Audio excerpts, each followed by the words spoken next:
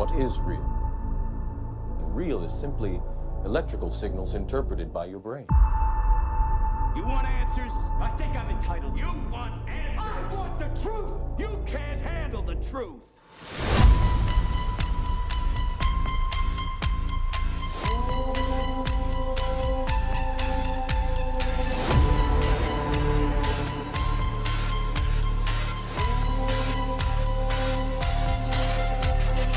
Open your mind.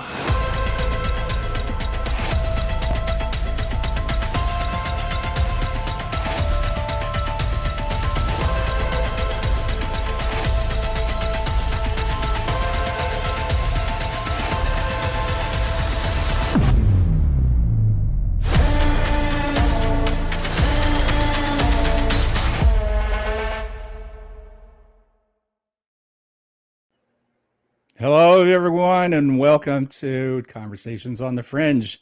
This is where we talk about a bunch of stuff that we normally don't talk about. And today we're going to dive into what is all going on in this world. And we can't have anyone better than the OG on board, Josh Reed here. How you doing, brother? I'm doing good, man. I'm doing good. I appreciate you having me on. It was weird, like, going through that intro and then not being able to say, good morning, good evening, good afternoon. So right. I hope everybody is doing well out there, and this is going to be a good conversation. Oh, yeah, it always is with you. In what is going on with this world right now, it just seems to be every day we're getting some kind of news. And I know you've been working really hard on Daily Dose and also with Alpha, doing a lot of just things that is coming to fruition. But at the same time, it just seems like this world's going totally bonkers. Every day something is new. Every week something gets shifted. Like today, there's the big thing about cannabis rescheduling next week is on the news. Tina Peters is now in the feed on high alert, literally. So you want to go ahead and just start and give me the idea of what you're thinking, because I know you've addressed this Tina Peters thing quite a bit this last few weeks in regards to how the president can pardon her, but as a federal jurisdiction, they can't touch things in a state level. Yeah, this derives through separations of power, 10th Amendment, that the power is not inherited to the federal government, are therefore given to the states and the people respectively. Now with Tina Peters, I read a little bit of what they were trying to do today. This was the first stage of a multi-stage process that they were going to do. And I really did like what I read. And so I'll say that they have a legal path, although it's going to be a very challenging legal path. And why I say that, so I'll just read what they said, right? Yeah, so here's what I would say to everybody. Keep it simple. Federal law was broken by Colorado. Judge Matthew Barrett refused to let the jury hear her defense. Federal law requires the evidence to be preserved. 41 motions were denied. The jury never got to hear the truth. Mesa County Clerk Peters is the only clerk in the state of Colorado that preserved proof of Secretary of State Jenna Griswold's authorization of the deletion of state and federal election records illegally. Dominion Vote Systems did the deleting in violation of their contracts, both state and federal. So this goes into three things. First thing, President Trump is about to reassert a federal authority concerning pardons that existed prior to Lincoln. This is important. Just like a previous court was wrong about Roe versus Wade, the states have been wrong for 150 years on the presidential pardon authority. Yeah. That is about to be challenged hard by Trump. Will easily win this. I don't know if it's going to be an easy win. I think this will be a hard win. It goes into the other things. And people are talking about National Emergency, Insurrection Act. If Colorado defies the federal government, this is not going to bring about the Insurrection Act. There's certain protocols for the insurrection that come about. The president has to have an issue to disperse. It's literally about insurrection and rebellion in kind of kinetic sense, not a judicial or a legal sense. So I don't really agree necessarily with the national emergency concerning Tina Peters, but national emergency concerning elections. There's a few different things that happened today. Number one is the DOJ subpoenaed all the ballot and records from the 2020 election in Georgia. This is key and crucial. Number two is in the state of Colorado, just earlier this week, the DOJ began a civil rights investigation into the state of Colorado in the Colorado Bureau of Prisons. This is going to blow this wide open. So my thoughts, I think it's going to be a good 6 months before Tina Peters gets out of jail. I think that maybe the Supreme Court will hear this case. It's going to get shot down all the way. It potentially could even it could bypass the United States Supreme Court, could potentially go to the Colorado Supreme Court, be heard there first, of where I think that the Colorado Supreme Court might actually justify the pardon. I don't know. We'll see. But my question to the bureaucracy or Washington is why are we still supporting Colorado? Why are we giving them aid? Why are we giving them grant money? Why are we supporting CSU and CU and all of these other organizations? You know, you start pulling revenue out of that state and say, hey, you don't want to abide by what we're doing? Good luck, right? Because we have no obligation to do that for them. But I understand that there's this is a multifaceted operation. Now, with Tina Peters, it's sad. You know, I wanna look at the case, and I probably would have went a different angle. I'm not a lawyer, so I don't know how I would have adjudicated it, but it's sad that she even got jail time in the first place. This should have been a federal case. It should have been tried on the federal level. Definitely was not. So I'm praying for Tina Peters. I'm hoping that something does come about for resolution. I don't think Donald Trump is going to risk his entire presidency with Insurrection Act, like a lot of people are talking about, to go get Tina Peters out of the Colorado Bureau of Prisons. I think that most likely what you're going to see happen is that she will be transferred to a federal prison under her state charges, under an authority of Polis, the governor of Colorado, basically saying that, hey, if you believe her civil rights are being disavowed in the Colorado Bureau of Prisons, let's move her out there to a federal penitentiary. You can put her in there, although she's still under state charges until these lawsuits or the appeals go through. That's at least my thoughts on Tina Peters. Now, you mentioned chaos. Right, like everybody's running around with their like a chicken with their head cut off, and all things are going really, really crazy. Well, if we have some OGs in the audience here, in conversations on the Fringe, I used to talk about this extensively, and this actually derives from a theory that I developed about kind of the nature of reality. But if you expand it to just kind of the modern day, our world, and kind of human interaction, all these things, what you're seeing actually makes sense. So my theory was called optimization theory. Now, the theory is very novel in kind because it assumes that, not assumes, it predicates that the entire universe is simply one thing happening all over again, right? What do I mean by that? Because there's people like, well, can you elaborate? Yeah. If you break everything down from the large, massive cosmological to the macro that we're currently in, to the biological, to the atomic, to the subquantum, and you look at every single layer of reality, there's one thing that continuously happens above all else. And here's the thing is, everything that we define, everything that we express mathematically, everything that we look at. So if we take the subquantum, if we're sitting there operating on the Planck's length, if we're talking about electron interactions or atomic interactions, or how molecules and chemicals come together, or how human beings communicate, all of this is the same thing, just being done over and over and over again, just on a very fundamental level. And what that thing is just the exchange of energy. Right. It's two systems exchanging energy. All forces, all fields that exist in quantum physics are nothing more than systems exchanging energy. And when we bring it down to this very basal fundamental level, we begin to see the nature of reality begin to open up, right? And so I researched for a long time to find out how this thing develops, because if we started with very, very basic forms of reality, right? However, trillions of years ago, billions of years, I don't know. Right. But if we start with just two systems, A and B, and systems A and B begin exchanging energy and they come to a point of equilibrium, right? there's if you take 2 glasses of water and you start to mix those 2 waters, eventually if you have one hot glass and one cold glass, you're going to have warm water, but you're going to have twice as much volume, right? Yes. Twice as much volume, warm water, but more energetic capacity, more dynamic configuration within those 2 systems. So the 2 systems came together, they merged and produced a third system.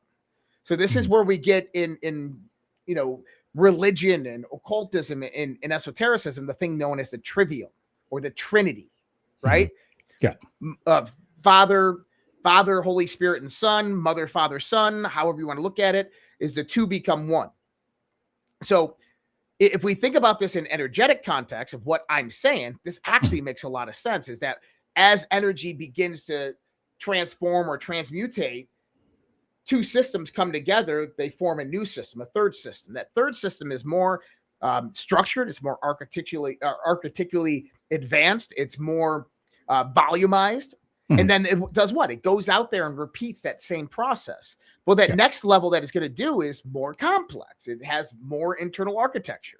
Well, now repeat that trillions upon trillions of iterations. Yes. And you get you and me. You get globs of cells and bacteria and proteins that are coming together that are functioning within a system built upon the same transactional medium. Yeah. Right? Yeah. And so one thing that we can discern from that is that in this system, when 2 things come together, they do not move towards a point of entropy.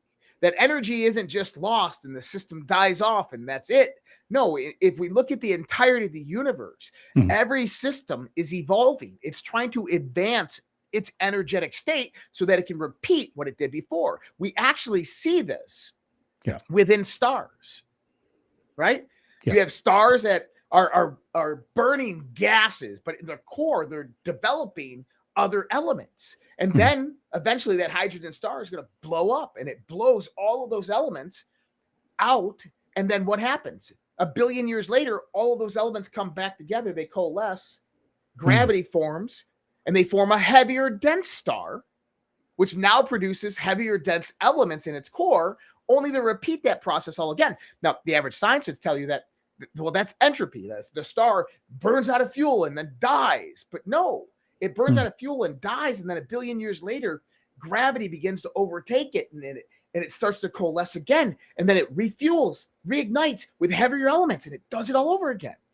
That's optimization. That's a system moving from one point to another point of optimization. But from that star system, we just learned something really interesting. That before we can go to that next level of optimization, we have to go through destruction and chaos. That we have to go through a point of massive reconfiguration and chaos. And if we start to look at our lives, if we start to look at systems that we know that operate within the world, everything goes through a point of optimization and then goes through a realm of chaos. The seasons, how the seasons actually begin to express themselves in nature is an expression of this exact process, at least here in the Northern Hemisphere. So when you asked about the chaos, well, this is a signifier that we are moving towards a new system. And people are like, well, what do you mean a new system of government, a new system? No, it's consciousness. Consciousness is evolving. And, and when people are like, oh my God, Josh, you're a Christian. Well, but it doesn't matter whether you believe this or that. The key idea is that your consciousness, what God put inside of you, this being, this spirit, this soul, this consciousness, it's growing. It's moving into its teenage years and it's saying, dude, it's time to break free, man. This is what's happening right now in the world. And so with that comes a reconfiguration of the system, because the system that we have currently is not capable of being the infrastructure to substantiate the consciousness to where we're going. Right. And I mean, think about that, is that when that star, when it runs out of fuel, that simply means that it's at the end of that cycle, that it no longer can sustain the energy requirement that it met. So it collapses and then recoalesces billions of years later into heavier elements. So this is kind of where we're at right now. And I know that people are like, this is woo-woo stuff. Well, no, this is reality. This is really what's happening, is that The chaos that you're seeing right now is a minute disruption in a process of optimization that civilizations go through, that people go through internally, emotionally, psychologically, that insects go through, that the nature goes through. And right now we are at this cusp where this system is dismantling itself. This is where you start to go into Strauss and Howe's book, two history professors from the University of Columbia. They wrote a book in the early 1990s called Generations. And it was 500 years of Roman, from the end of the Roman Empire to modern day history of the collapse and falls of civilizations and how they follow a certain temporal trend line. And every 72 to 90 years, a society would basically collapse its government and restart all over. And this is where you get the book, The Fourth Turning, and what people talk about with the book, The Fourth Turning. And right now we are in a fourth turning. Yes, absolutely. So we're going through this process of dismantling the old system and constructing a new system. But the new system is a new layer that interacts with where we are evolving to. And I mean, people want to kind of conceptualize this for a second. It's not woo-woo magic shit. It's literally this. Compare what you know today about the unfolding global conspiracy, about the world around you, about the elites, about how they worship Satan and Lucifer and other demonic forces. Take that knowledge and compare it to what you knew 10 years ago. Some of the people out there like, dude, emoji, I've been around here for a while. Other people are like, yeah, like, 10 years ago, I didn't know anything about this stuff. Yes. Exactly. You're coming into new information, and that new information is evolving you. It's enlightening you. It's more information is coming at you. And now your consciousness has to go, hey, there's a lot of information coming at me. I have to learn, but in order to learn, I have to evolve because the old infrastructure that I had of the human being just isn't adequate enough to keep up with the amount of information that society is producing. So therefore, let's destroy the system. Let's build up a new one. And this is kind of where we're at. And that's the universal way. That is the natural path of creation. I would say destruction. So. Yes. I would absolutely say so. Yeah. Okay. So when we're looking at this, and I love that explanation you gave to all of us on, because I think that really clarifies a lot of understanding that innately. Because when you said all this, there's a level of acknowledgement and comfort that I felt immediately from how you're expressing why we're having to be destroyed, how we have to go through this, basically death before birth, right? Yeah. So with all that, when we're looking at what's going on daily in things, and the beautiful thing about, having the technology that we have today is that we can virtually see every country, everywhere, and so forth. I mean, when you look at places like Pakistan, India, and so forth, and you're looking at the enlightenment aspect of the consciousness growing, I'm seeing that society is still so suppressed to the point where poverty is the weight of life. So is this so-called planet still being controlled by the factions that's been controlling for, whatever thousands of years, or why in the so-called, of course, we've been put on the last quite a few years about this is a show. We're seeing how this is going to be played out. I can't see I can justify that by seeing the other side of the world suffering so much as part of humanity. So you care to give me your insights regards to what's going on? Yeah. So the old elite infrastructure of the world is being dismantled. I mean, I think that it is 100% absolutely assured that it's being dismantled right now. Now, where is the heart of this system? What is this system? I call it the multi-headed hydra. That when we start to look at what's ruled the world over the last 1,000 years, or the last 500 years, or the last 200 years, I tend to look at basically 1750, the current date. I think that that's a good time range to understand when this kind of global conspiracy began to happen. It predates the United States of America, but the entire idea was to control the entire world.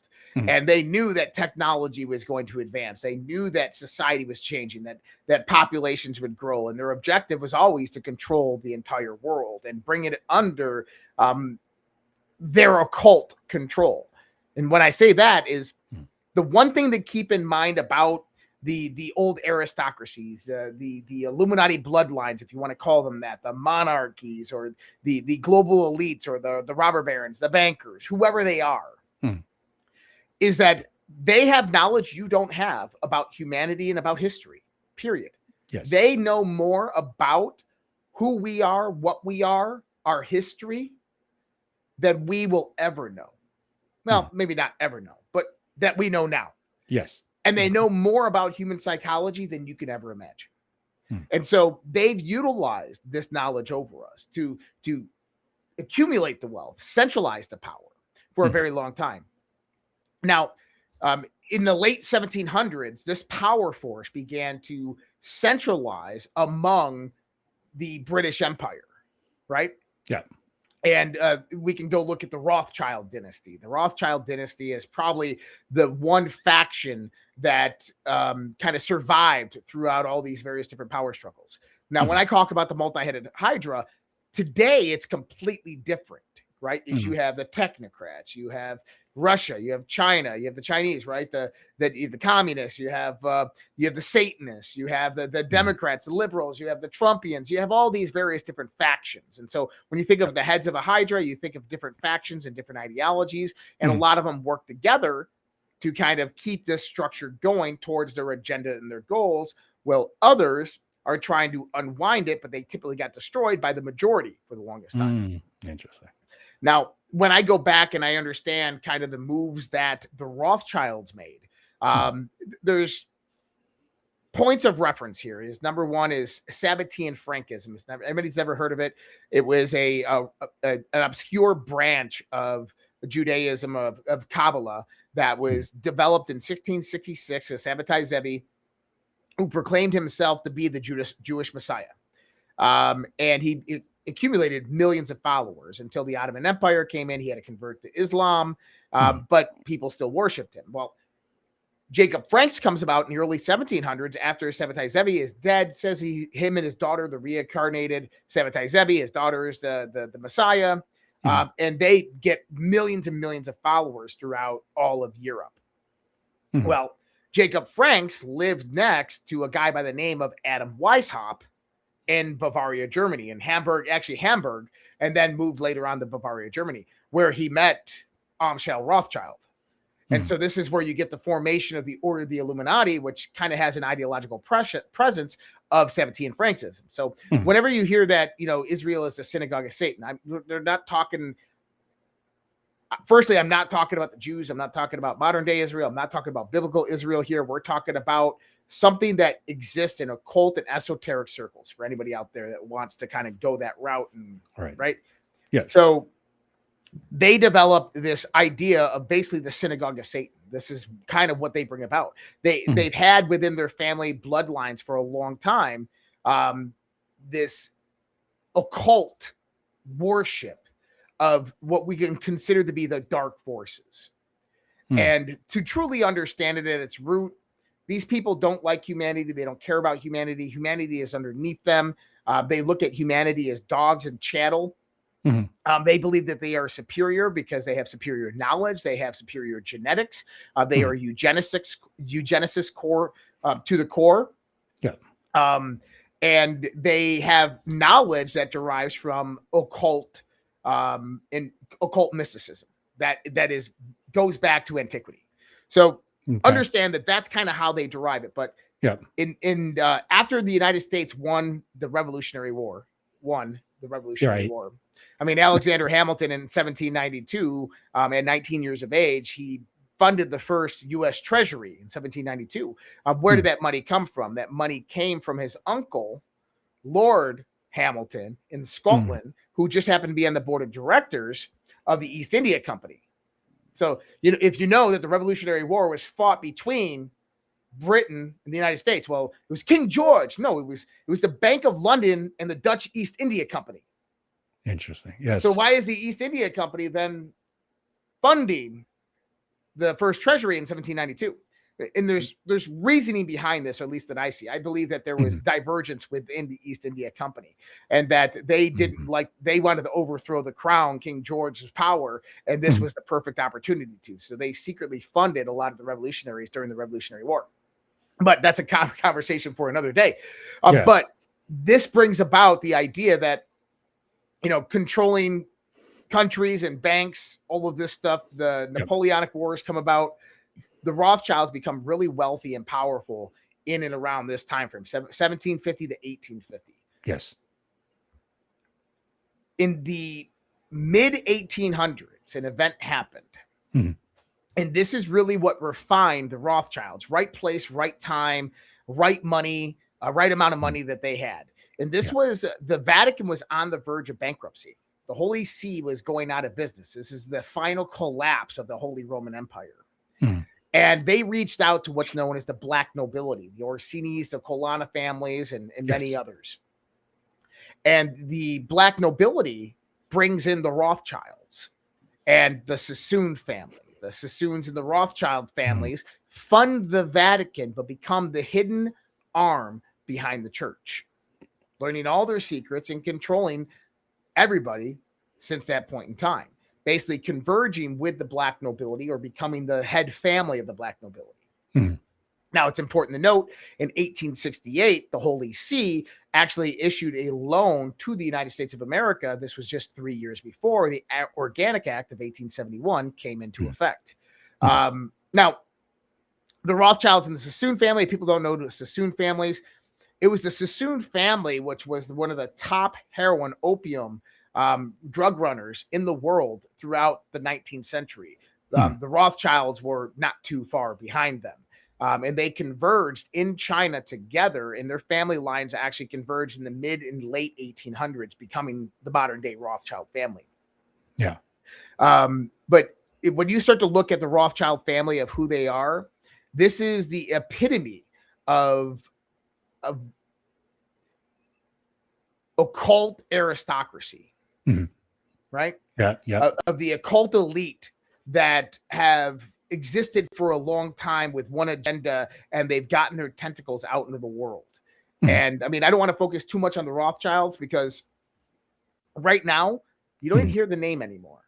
Lynn Forrester, the Rothschild, is still out there. There's two heirs to the Rothschilds who run the Rothschilds banks. We know they're associated with everybody from Jeffrey Epstein to Donald Trump, but they are legitimate banking interests. Here's the thing. All banks are fucking corrupt, except for your local hometown banks. When you start talking about multinational and transnational banks, they're all corrupt. They are all involved in illicit drug trafficking, arms trafficking, human trafficking, because that money has to move through them at some point in time. Right? Yes. So Glenn is asking if I'm reading this. Is all. They got nothing in front of me, dude. There's nothing here. Just going off the top of my head. All right. So, and you made me lose my train of thought. No, you're talking about in regards to the Orsini family, and we had the Rothschilds and the Sassoons. And let me just say this. The multi-headed hydra that you've been talking about for quite a while. You froze on me. Let's see if you come back. He'll come back. So the question that I'm going to have for you. Okay, there you are. The multi-headed hydra. From your research in finding out all this, I mean, just exactly what do you estimate in regards to how many heads are we dealing with here? Because we're looking at today, just like common news, right? There's the Islam invasion that is coming through Minnesota, it's coming through Texas, is coming through Colorado, a variety of places, and then there's a Somalia infiltration that's coming through. Now, this is just the two things that's in the current news, and it's putting on a fear factor to the audience, which is counterproductive in consciousness growth, in my opinion. Because all of a sudden we're constantly trying to cap it back into control factor. So please elaborate and give me a little bit more in regards to what do you know about the history of this Hydra? In again, how did this was allowed? I mean, people aren't that stupid, are we? it's not a matter of it being allowed. Okay. And so the historical pipeline of what is happening right now really culminates into World War II. Okay. Right. So you have to go to post World War II to kind of understand where we are at today of what has happened over the last 80 years. Right. Prior to this, the world just wasn't technologically advanced enough to do what they wanted to do.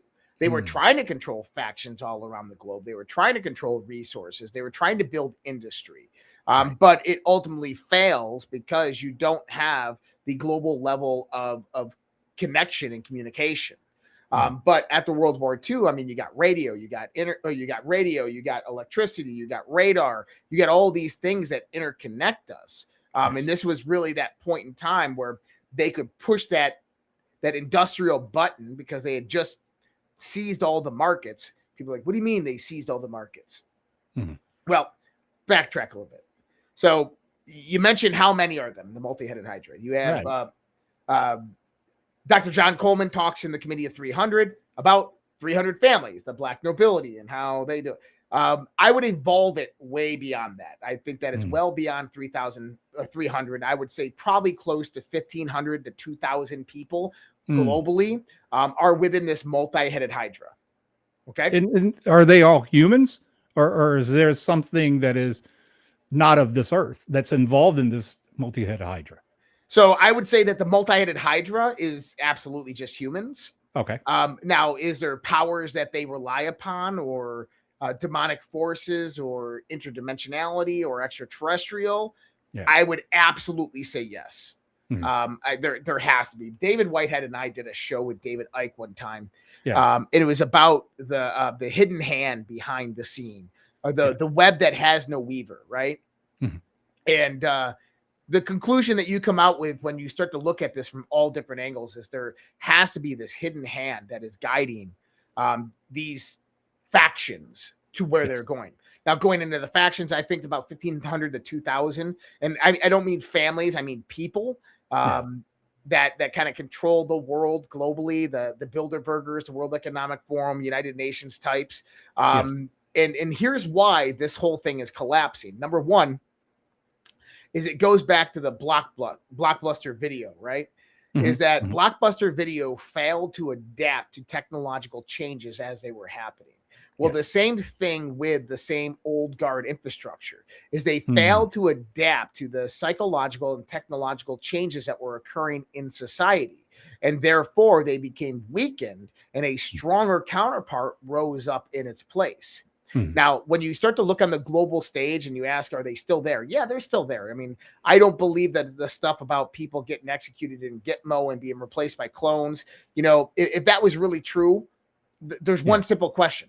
Why? Exactly. Why does that story exist? Well, no, not why does it exist? Why go execute Hillary Clinton in Gitmo and then replace her with a clone of a Hillary Clinton that's going to go out there and do the same things Hillary Clinton's doing? I got you. Yes. Right. I'm with you on that 100%. It's the dumbest shit in the world. It doesn't make sense. So, they killed Joe Biden and replaced him with a clone. Yeah. That clone let 23 million plus people through our southern border. So it doesn't really matter one way or another, right? It's this logical understanding that maybe it's because they recognize exactly what you said earlier, which is they knew that they have to destroy this. And it has to be so fundamentally catastrophic, right? For us to recognize that so many million people came in here and basically raped our financial system, raped our resources, and now we're at a point. Now you're looking at almost daily of, you know, these commercial licensed truck drivers who can't read English is smashing and killing people, innocent lives. It just, again, you know, if there was a reason to do this, would be exactly the nature's path, the natural ways of the universe to destroy. But the thing that didn't make sense is that, okay, why are they leaking this in the sense of, okay, these people are wearing masks, or those people are clones, or, you know what I mean? That level of confusion that some people take as disclosures doesn't really add up fully, at least in my opinion. I agree. Now, going back to the storyline, right? Yeah. there's two important transitional parts that occur in American history, or even their global impacts. 1913, the Federal Reserve, and then 1929, the stock market crash. Right. These are the two critical junctures. The Federal Reserve was the setup for 1929. Excuse me. You had the Roaring 20s, which you had basically interest-free money that was being given away by banks to farmers just by collateralizing their land. They did that in 1929. All that land went to the bankers, and all that money got called back in. All the banks collapsed, and banks got centralized during this point in time. It was the bankers who caused the collapse, and this forced the United States almost into bankruptcy. Yes. And that forcing the United States into bankruptcy, right at the exact same time, 1933, of the end of the 20-year charter of the Federal Reserve. So the original Federal Reserve was on a 20-year charter. After 20 years, they weren't going to renew it. They didn't want it. They didn't need it. They had real money, right? This is pre-Bretton Woods, but we had real money at that time. And so what they did is they created the 1929 stock market crash, put us into the Great Depression. In the midst of the Great Depression, the United States is on the verge of bankruptcy. You had the Emergency Banking Acts of 1933 that allowed the Federal Reserve, which it's called House Joint Resolution 192. Okay. This confiscates all the gold, centralizes, and that was to pay for all the money that the U.S. had been lent from the Federal Reserve.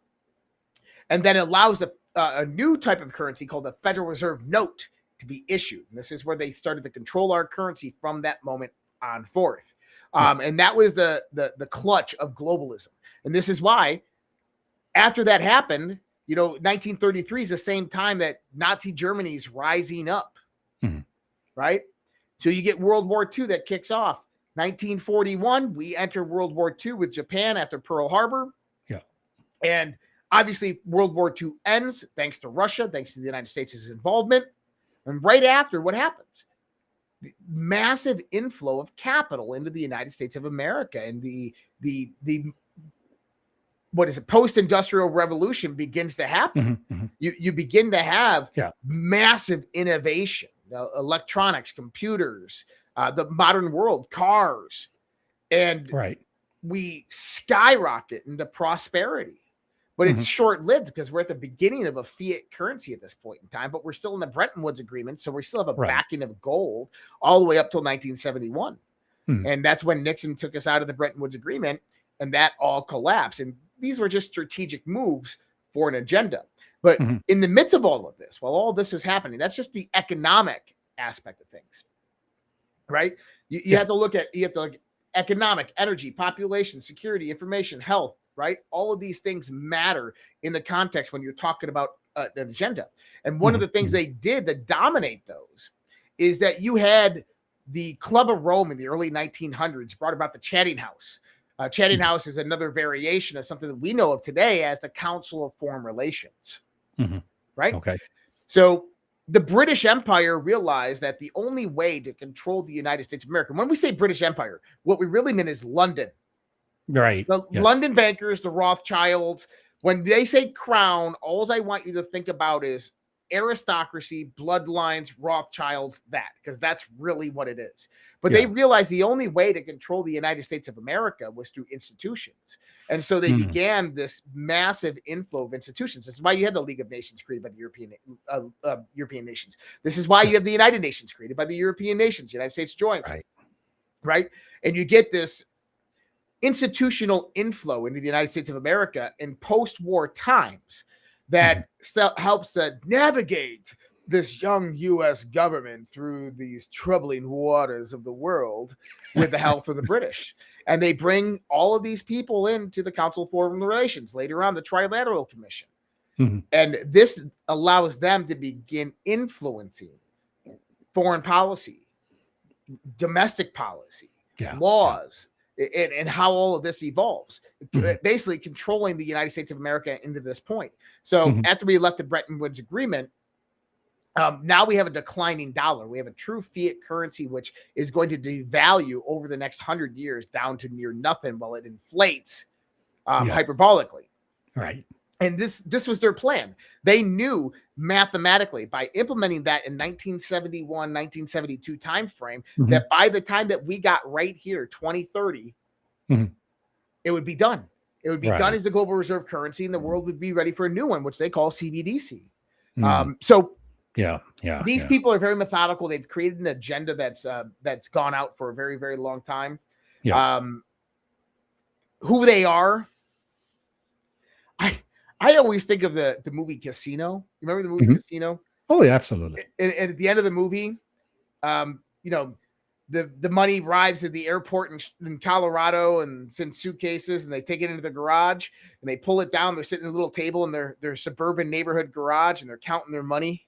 Yeah. And then they say, "Okay, guys, we'll see you tomorrow." And they put their money away and they go in with their wives and their kids. Yeah. I kind of feel like that's how the world's ran. It's like it's some dude in a suburban neighborhood, like, all right, let's do our globalist meeting tonight. And they pull out the game of Risk, right? And they throw all their pieces out on the game of Risk. They put $20 down and they go, "You're getting Venezuela." Ah, shit, I'll call Trump and let him know. Right? Like, I don't know. It's just, it's comical in one sense because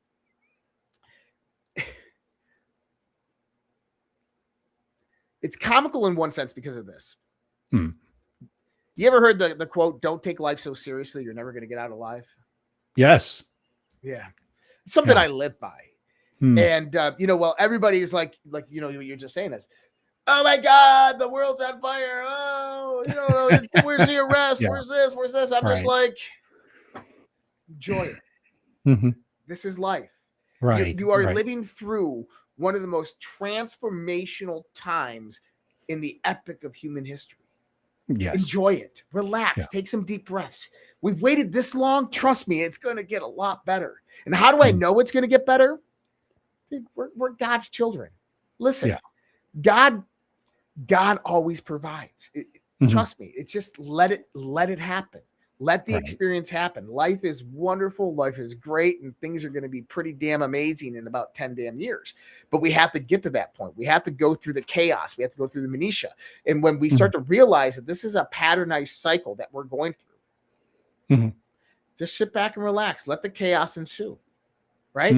Let the agents of chaos play the game, right? But if you know how the game is played, then you know all the stops. You know what happens next. You can easily predict the narrative. So going back, multi-headed Hydra, these people, these groups, who they are, what they're doing. I tend to generalize instead of focusing on just like one family. I know I talked about the Rothschilds, the Sassoons, all of this. If people want a really true understanding of kind of what's happening in the world today, is that you have transnational organizations that fund transnational criminal organizations, and they use their banking intermediaries to wash the money and pay themselves trillions of dollars each year through illicit crime activities. They utilize those same criminal activities as mechanisms to fund a consortium of intelligence agencies around the world to spy on politicians and governments for themselves, to basically get them in the pocket, so then they can go and press those politicians and bureaucrats to implement their policies, their regulations, and their laws that they want, that therefore align towards a one world government, a new world order, and a centralized power structure that exists within Europe. That's kind of the world we exist in today. Now, why is there chaos? There's chaos because a man by the name of Donald J. Trump came in and said, "Not today, Satan. Not on my fucking watch." And he began disrupting their entire system with absolute precision. It started probably earlier than 2016, but definitely in 2016 it started. But there wasn't much leeway. And I explained this the other day. As I said, imagine that the globalists were on the brink of world government, right? And that you have this entire structure that's on fire. But in order to get to it with your fire hose, you have to put out all these small little fires on the way. And here's the thing is, once you get to that main structure, it won't take very long. But these small ones, there's just so many of them you have to get through. And so 2016 was navigating through all these small little fires just to get the path carved to get to the big structure that's on fire. And since January 20th, 2025, Donald Trump has been putting that fire out on that large structure. That large structure is centered in London. That large structure is what we would consider to be the global elite, or the old guard, is the British Empire, the British Dutch Empire, the commie-fascists of the world, the ones that funded both sides of every world since the times of Napoleon, the same, genetic lineage that has ran and operated banks on this planet for the last 500 years, the ones that centralized all power and all money into their pockets and into their hands. It's those people. And right now their system is being dismantled. And the dismantling of their system has implications for all of us. But I think that we're all willing to go through the birth pains of a new nation by allowing Donald Trump to do this job and to do it well. Now, I don't agree with a lot of the people in his administration. I don't like a lot of people in his cabinet. But if he believes that they're the right people to do the job, that he knows better than I do. I can be very critical of them, and I'm going to be very critical of them. But at the end of the day, you got to trust this man to do the job that we elected him to do. And so far, when you start to look at it, he's doing a brilliant job at exactly that, is dismantling it. I've said since the get-go on my Daily Dose show that the EU, Europe, was always the target. This is what Donald Trump was taking down, is the Euro elites, and that there's Chinese influence that plays a major role in all of this. But that's a problem for another day, because it was created by the same system that he's dismantling right now. It was created by those European and Western elites and the financiers that went into Hong Kong in the 70s, the 80s, and the 90s and injected billions of dollars in there to build modern day China. They put Mao through the Industrial Revolution in the 1960s. That was Western billionaires that did that, right? They built that as a model city for the New World Order. Well, Donald Trump is with tariffs, renegotiating the world through economic deals, through military power, through dismantling of the Belt and Roads Initiative, through various different deals that he's making with all these different nations. He's absolutely crumbling their infrastructure, and now he's going after their sources of money. And I think that's the most important part, is right now he is going after their illicit crime activities. Number one is, how many weapons do you think are still being funneled by arms smugglers into the Middle East, into Syria? Not very many being smuggled into Syria these days. Not very many being funneled into Gaza these days. And so he's shutting those valves off one at a time. Right now it's drugs and human trafficking, and soon it's going to be all of them will be shut off. And once they're all shut off, these people begin to starve because their money system has been turned down. And there's the Supreme Court decision that can come out this week. Or probably come out next week or the week after, but they were deliberating on this week.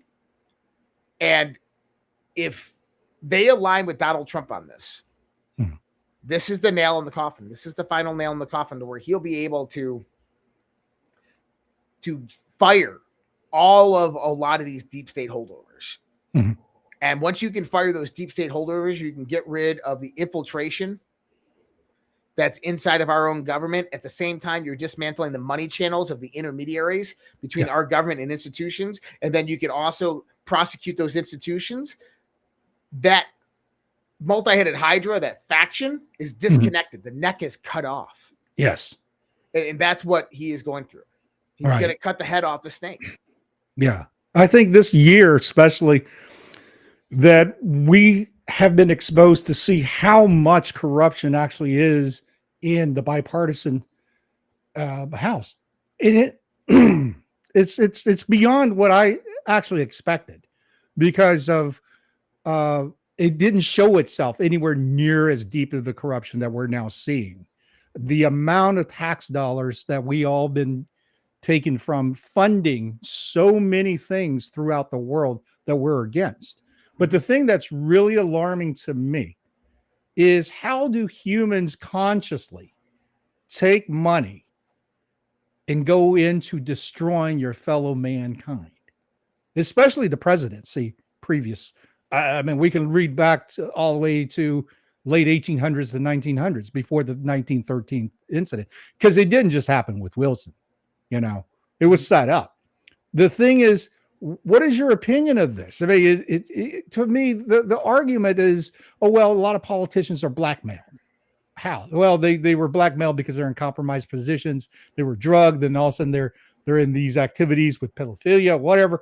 The thing is, it only takes one person to blow the whistle and saying, hey, I was drugged and I was put in this compromised position. And yet nobody came out saying any of this. Everybody's denying it like it doesn't exist. So what's your take in regards to how could human beings be so ruthless to each other, especially when they're at that kind of power position?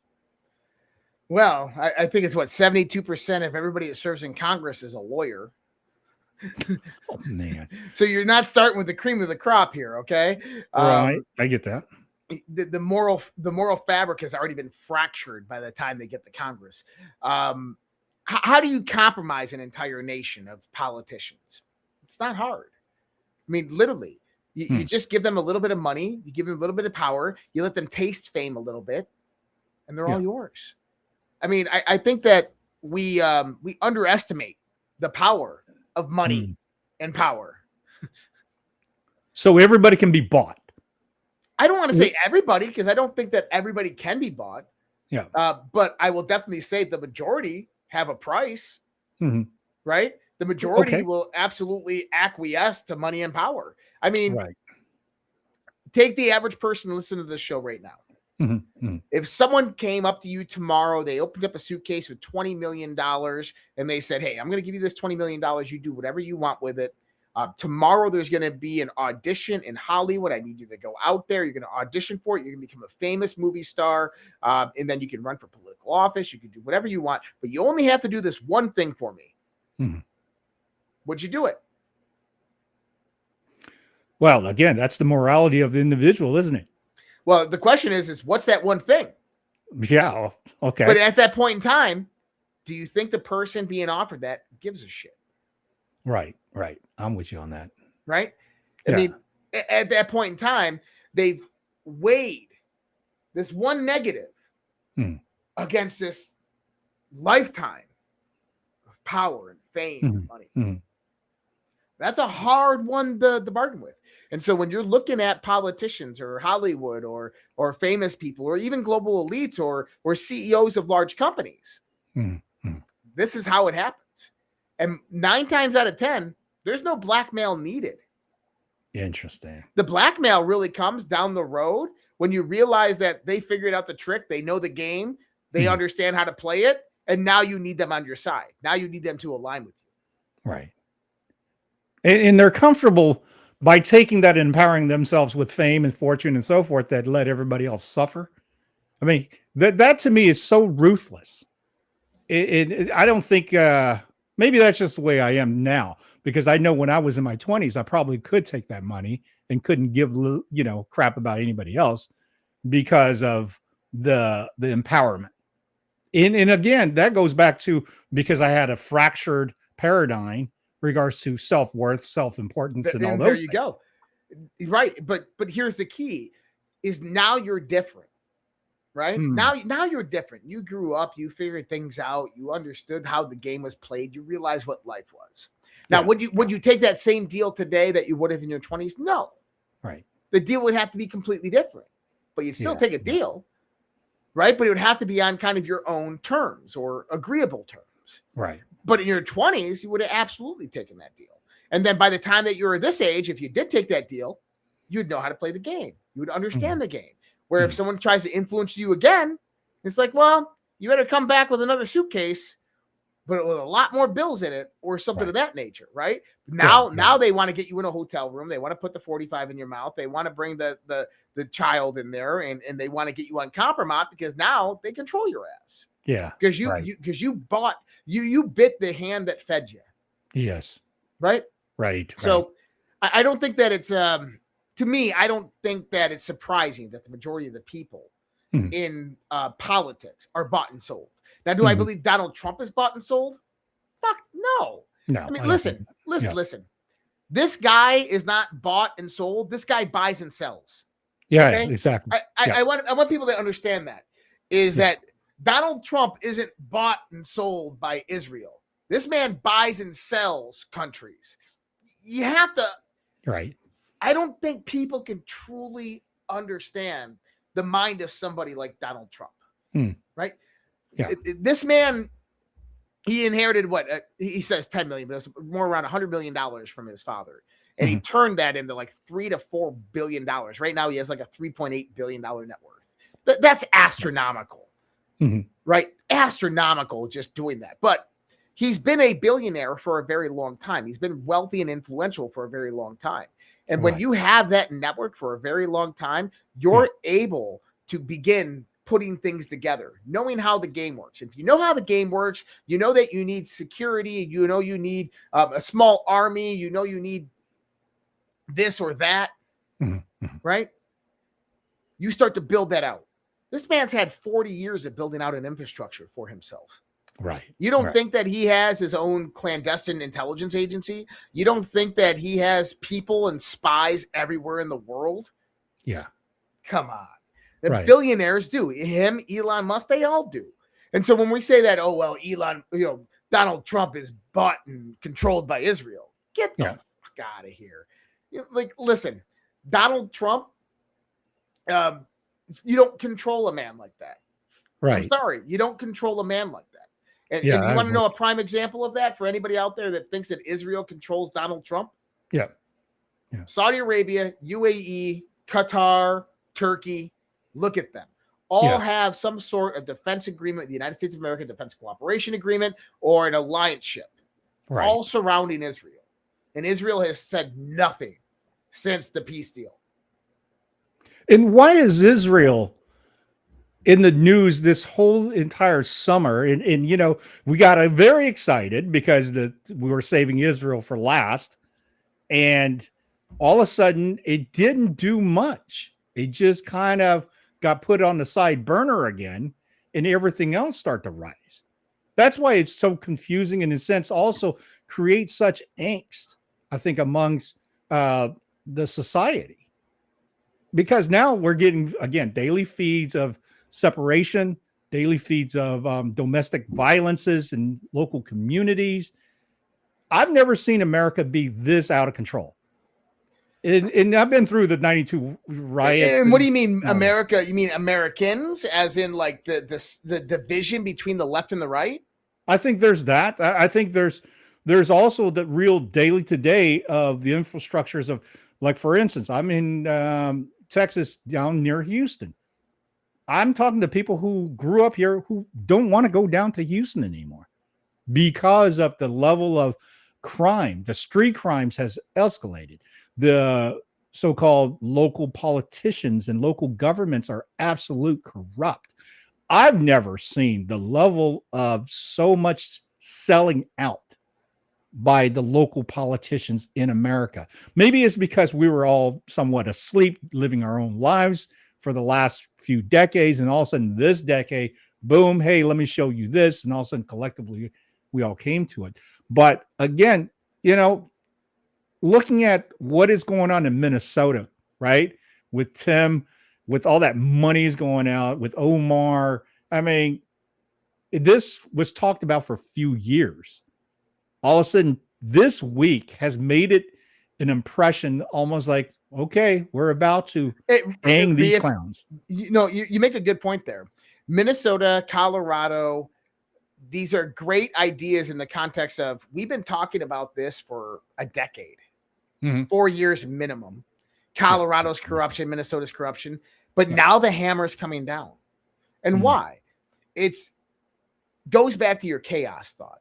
Yeah. It goes back to what Donald Trump is doing. Is that, did you notice that all of those hammers are coming down at the same time?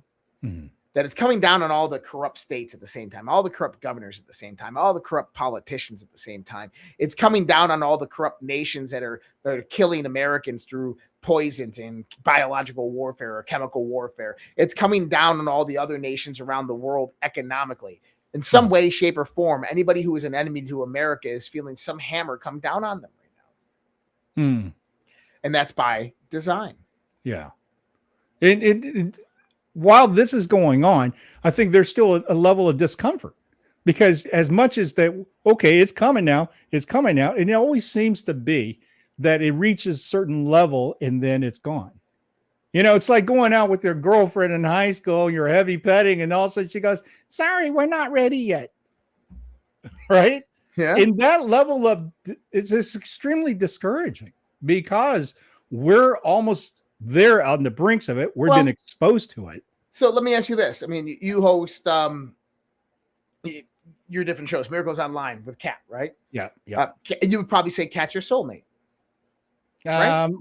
Okay, we could do that. Yeah, let's just say it. Yeah. But I want you to think about this. Did you have to wait for Kat to come into your life? Wait? Yeah. No. Was there a you know what? time before Kat came into your life that you were out there and weren't you married before? I was married when I was 20 for 3 months. Right. Okay. Then I had a good 13 years of single doing my music thing. But I also will tell you this, Josh, I did a Scott Cunningham spell at the Pacific Ocean, opening up the portal to find love. And after I did that spell in July, she came into my life in October. So that's interesting. But what I'm trying to show you here is that there was a period in your life where you didn't have that person. That's right. And now you do. And every day you can't imagine your life without her. Now I think about that in the sense that she came into your life when you and her were both ready, but it was really God's timing. God is the ultimate action of the clock. And so we can sit here and look at what Donald Trump's doing and say, we want accountability. I'm getting like, come on, let's go. Like, do something, like, come on. Right. But at the end of the day, we're on God's timing. Like, I fully appreciate that. Would we want to see like one or two here and there, and every few months, one or two? Right. Or we want to see like 1 week where the fucking hammer just comes down and it's 300 different arrests and perp walks all over the place, mass warrants issued, martial law, and the whole global elite infrastructure is being taken down. Like, how do we want it? I would love that version of it, right? But that's God's timing. We got to wait for that. We got to wait for when the big man's ready. At least that's my perspective. Well, if we want it done right, let's wait it out. Well, I agree with that. I think God has divine timing. If you don't question, if you think you know his plan, you're fooling yourself. I fully support that. At the same time, about 5 years ago, we started getting this military intel, 10 Days of Darkness, all these things, that came out as leaks, basically. And then it became, this is being done. And then I've noticed it was fabrication of stories to try to fulfill some of these things that was talked about. And it just didn't flow. Like when Bondi came into the scene, everybody was going, oh, this is going to be great. We're going to have somebody who's serious about this. Right. And then of course, FBI guy comes in, we're going to shut this down on day one. Where are we at with this? Those are the things, like we walked out. Well, hold on. Cash Patel, we're going to shut the FBI building on day one. Pam Bondi, we're going to do this on day one. I could call bullshit when they said it. It sounds good. Yeah, but why would they say it? I mean, that's so misleading. It's just not even. It's not even logical. It's not even logical. You can't shut something down that behemoth in a day. You can't go out there and collect all the evidence you need for all of these crimes in one day. You have to have grand juries. You have to do all these different things. Yeah, I agree. Fundamentally, that sounds absolutely logistic, makes perfect sense. But that's what I'm saying, that the game they're playing, the theater aspect of it, to come out and make those claims, right? And then there's the whole other thing. Let me pivot real quick on going here. The government involvement with this disclosure of extraterrestrial, interdimensional UAPs. All this has been playing out the last few years as well at the same time. And you and I talked about this, the Israeli guy who came out and says Donald Trump knows the whole thing about the Galactic Federation and all that. Where is this sitting?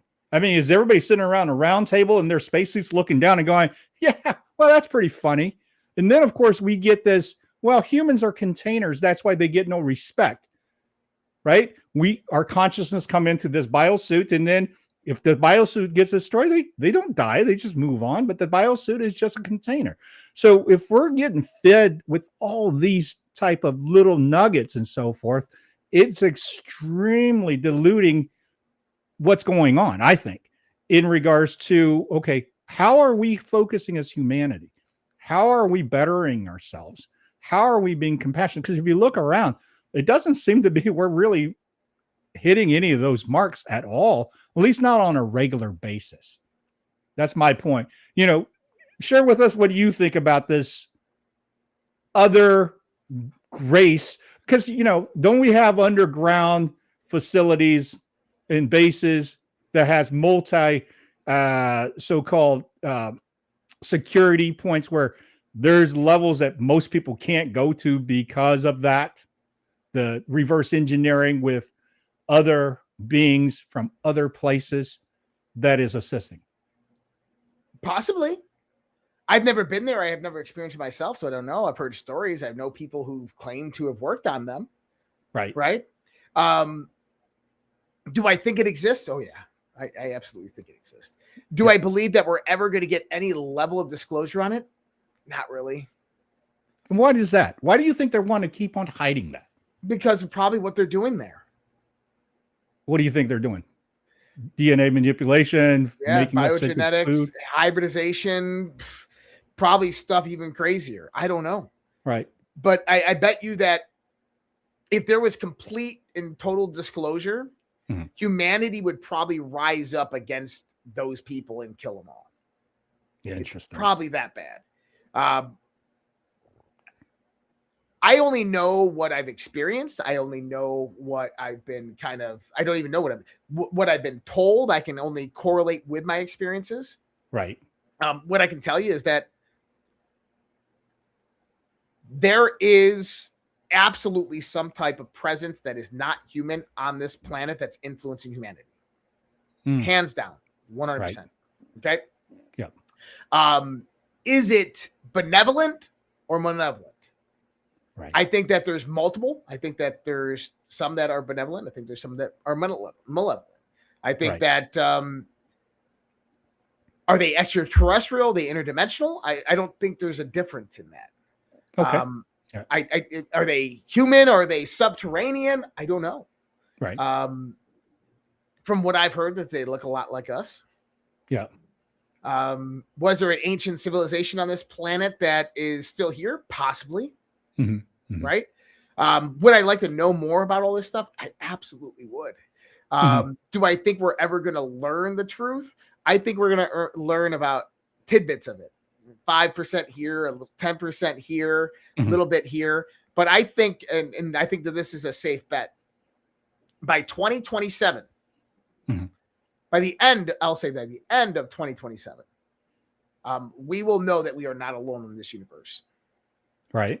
Right. That's been talked about, that they're going to come out and expose. But then if they expose, then why would be there any more hidden agendas? Or is it because it's so horrible to find out, hey, you know what? They've been taking humans to off planet for service goods and, creators or populations, and worst of all, food source. Right.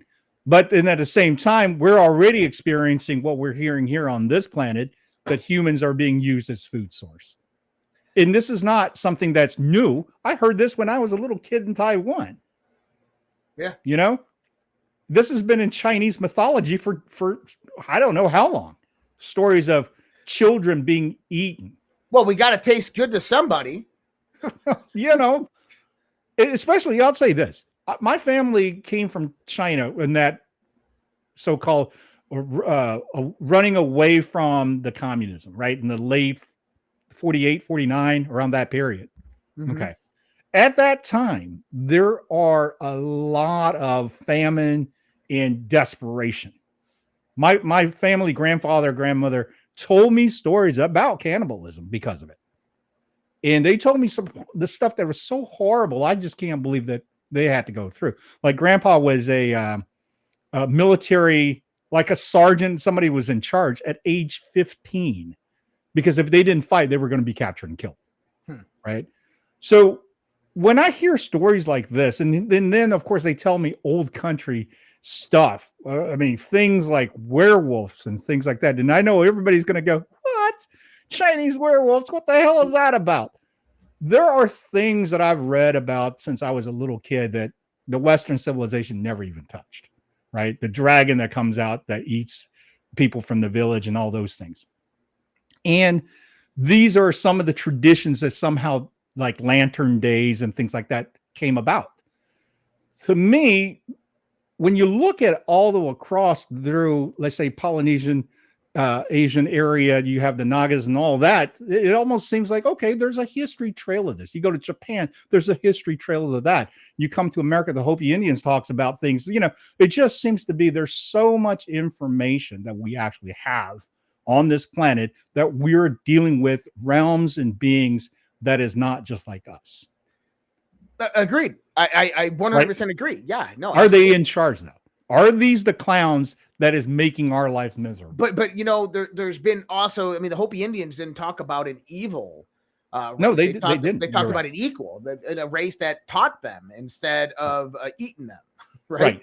So when we think about it like that, something has definitely changed in the modern world. Mm-hmm. Right. And I think that change is probably about, you know, maybe 1,000 years ago or maybe more.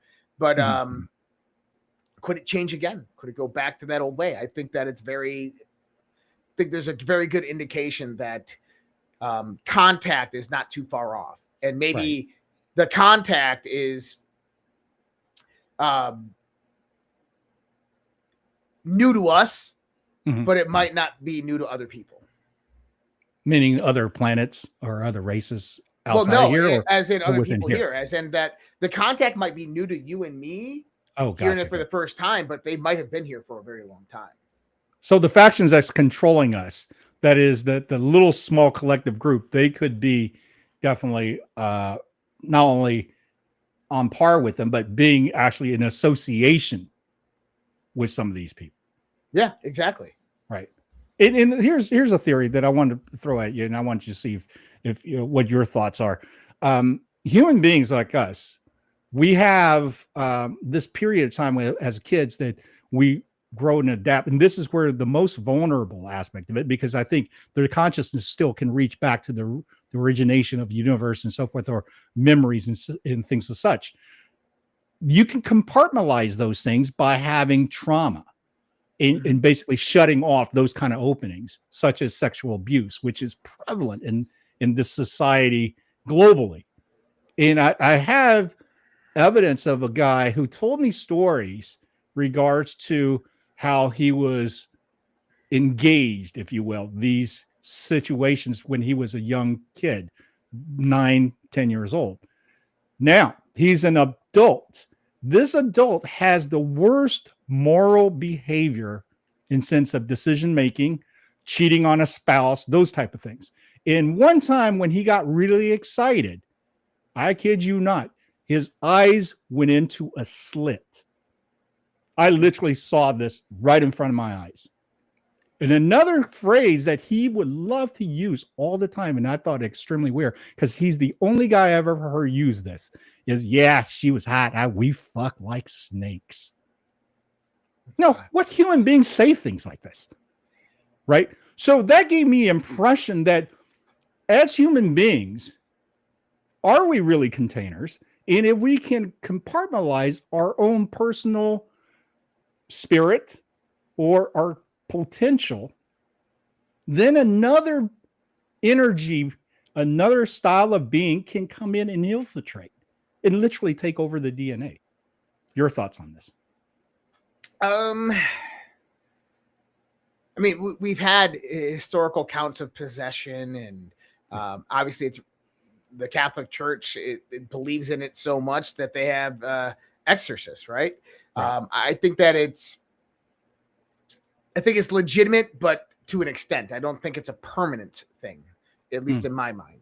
And that reason just comes about because of the fundamental natures of who and what we are.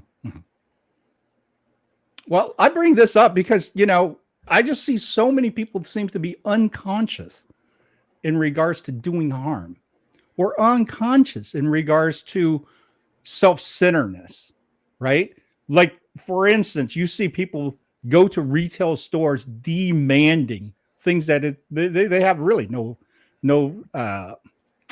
I think the salt of being that way, being ugly, right? Like, you see people serving in restaurants being just, everything's about me. So I don't care about the wait staff. I don't care about this. I don't care about that.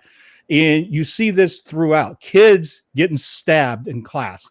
I mean, when I was growing up in the late 70s and 80s, you're lucky if there was a kid even showed up with the school with a knife that got threatened. But now we're getting these type of almost a regular type of violence. Kids, like girls, remember there was a girl story. Two girls lured another girl and murdered her because she was nasty. I think that is Idaho or something. Yeah, well, I mean, listen, when we start looking at that, I don't think that's demonic possession as much as that is psychological warfare. That is the realm of information that we live in, and there's a psychological component that is being hammered massively on our children. And that once you lay the foundation for that type of thing, you can radicalize just about anybody to any extent. It's something that I've talked about at length, right? And I think that that's just a large component of psychological warfare that what we're talking about here. Right.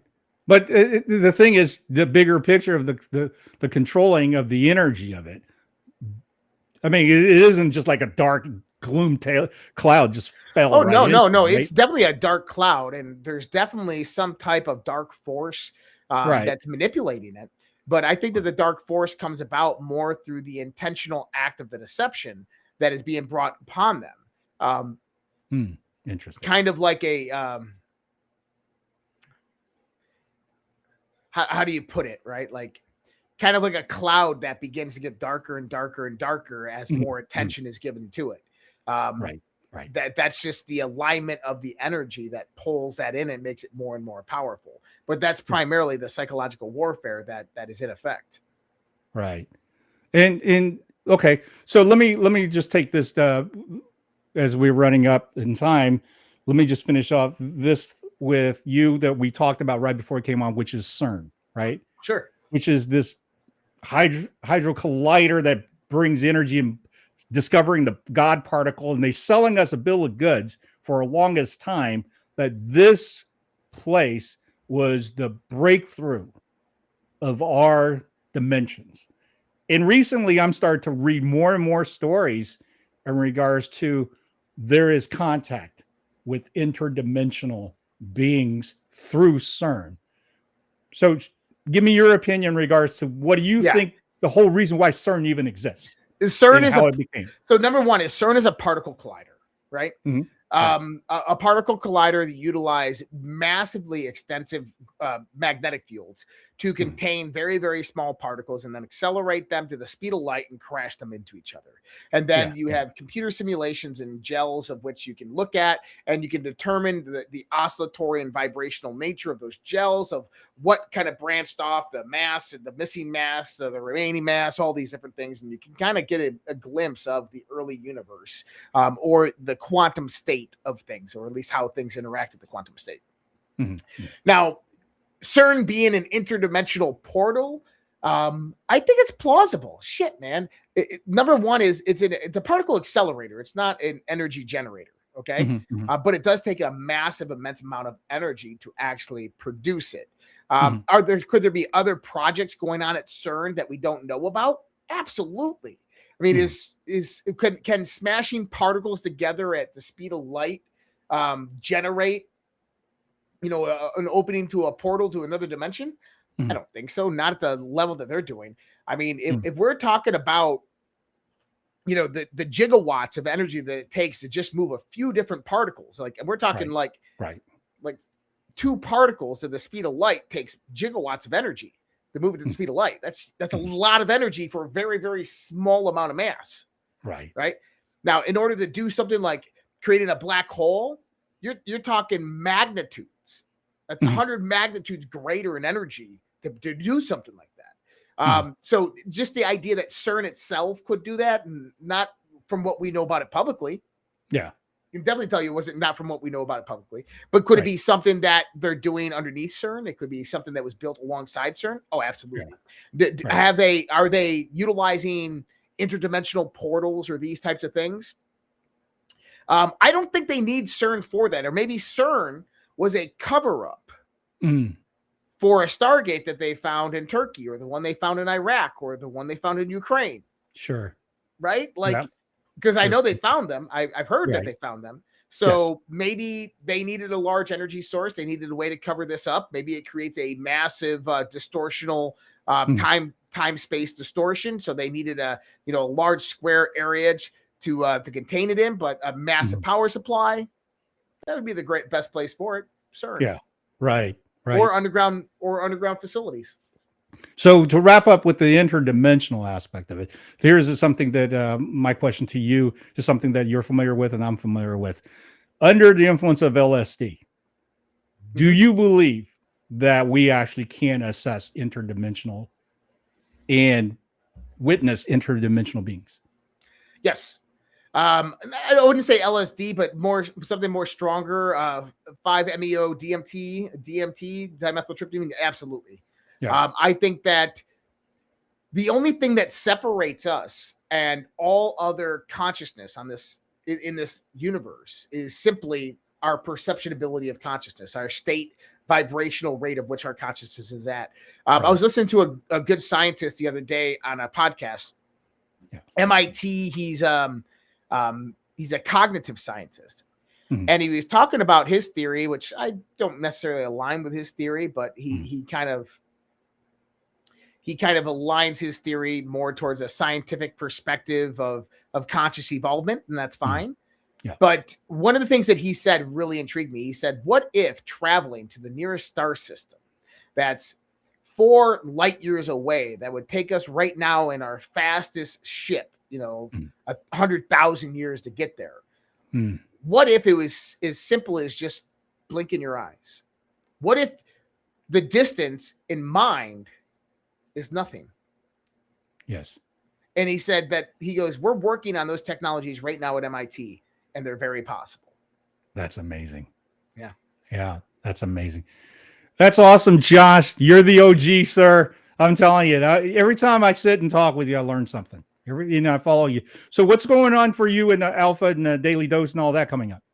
Well, Sunday night, we got Q After Hours. Tuesday night, DEFCON 0, and then Daily Dose returns Monday through Friday. I was going to do a Zoom call for everybody tonight. Dude, it's 11:30 my time, 12:30 Eastern. So we're going to skip the Zoom. It's open if anybody wants to go in there on Social Red Pill. On the Social Red Pill, you can get into the Zooms. That I don't have to be there. And but no Q&A tonight. We're going to try to reschedule that in the next few days. Maybe we'll do it Monday night.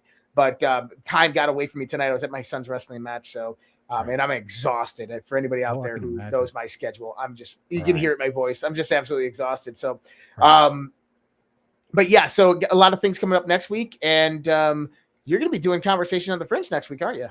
Yeah. Yeah. I got a special guy coming in. And what's great is, we had also the other guy who was appearing with him, Mike S. King, and he came and did Fringe with us and got a lot of great feedbacks from it. But next week, Patriot Underground, he's going to come out and we're going to record and talk with him in depth, because he definitely shed some light in regards to human spirituality in regards to Q and what's all going on with that. So, I look forward to it. Josh, thanks again, bud. Yeah, I mean, Jeff, appreciate having you on, man. Yeah, I would love to have you on more often, man, because, like I said, this still only scratches like maybe one page of what I came up with. This doesn't even scratch the surface, and I apologize. I was really tired tonight, so I had to generalize a lot. My brain doesn't work the way it normally does when I'm tired. So, but we'll definitely do another one, and maybe we can do Christmas is the Thursday, so the 26th. Maybe we'll do one Christmas week. And we can do a Christmas one. That would be cool. That'd be awesome. We'll talk about it and figure it out, man. You betcha. All right, everyone, don't forget, like and subscribe. redpills.tv, Conversations of Fringe. Leave your comments so that way we know what you're interested in, what you want to hear. With that, everybody have a great holiday, and we'll see you next on Conversations on the Fringe. Take care. I don't have to tell you things are bad. Everybody knows things are bad. The air is unfit to breathe, and our food is unfit to eat. I don't know what to do about the depression and the inflation. I want you to get mad. I have come here to chew bubblegum and kick ass. And I'm all out of bubblegum. People should not be afraid of their governments. Governments should be afraid of their people. The more you fuck around, the more you're going to find out. These people are still a part of that system, and that makes them our enemy. We accept the reality of the world with which we're presented. It's as simple as that. I want you to get up right now and go to the window, open it, and stick your head out and yell, I'm as mad as hell, and I'm not going to take this anymore!